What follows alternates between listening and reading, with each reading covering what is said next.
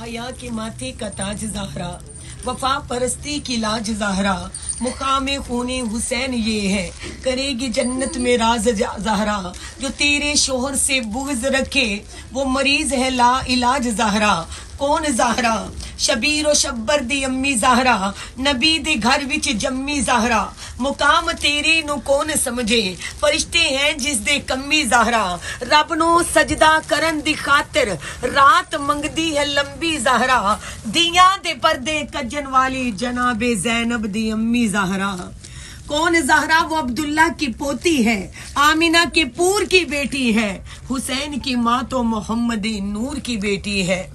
केड़ी औरत विच कौनैन जिसने पाई शान ज़हरा जली होवे, जिस दे पुत्र हुसनैन जे लाल होवन, जिसा सिर ताज मौला अली होवे।